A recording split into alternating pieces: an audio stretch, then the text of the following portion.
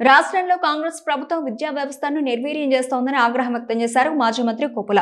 జగిత్యాలలో మీడియాతో మాట్లాడిన కొప్పుల విద్యారంగాన్ని పూర్తిగా నాశనం చేసే పనిలో ప్రభుత్వం ఉందని ధ్వజమెత్తారు. రాష్ట్ర వ్యాప్తంగా 2000 పాఠశాలలు మూతపడ్డాయని, 1.26 లక్షల అడ్మిషన్లు తగ్గాయని ఆందోళన వ్యక్తం చేశారు.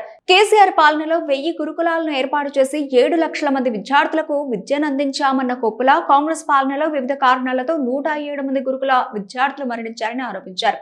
సీఎం రేవంత్ రెడ్డి సంక్షేమ మంత్రి లక్ష్మణ్ కుమార్ల గురుకుల పాఠశాలలను నిర్వీర్యం చేసేందుకు యంగ్ ఇండియా ఇంటిగ్రేటెడ్ పాఠశాలలను తీసుకొస్తున్నారని దుయ్యబట్టారు. రాష్ట్రంలో ప్రభుత్వ, ప్రైవేటు కలిపి 97 పాలిటెక్నిక్ కళాశాలలు ఉన్నాయని, ప్రభుత్వం తీసుకొచ్చిన జీవో 97 ద్వారా పాలిటెక్నిక్ విద్యను కూడా నాశనం చేసే ప్రయత్నం చేస్తోందని కొప్పుల ఈశ్వరి నిప్పులు చెరిగారు.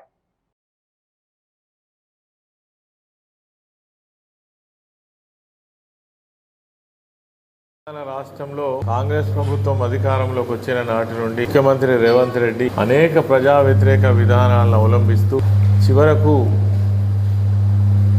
పేదలకు, సాధలకు, ఎస్సీ, ఎస్టీ, బీసీ, మైనారిటీ వర్గాలకు గత ప్రభుత్వంలో ఎంతో గొప్పగా విద్యా వ్యవస్థను అందించినటువంటి ఈ విద్యా వ్యవస్థను పూర్తి స్థాయిలో సర్వనాశనం చేసేటువంటి విధానాన్ని కొనసాగిస్తున్నటువంటి వారెవరు అనంటే గ్రామీణ ప్రాంతాల్లో ఉండేటువంటి పేద విద్యార్థులే.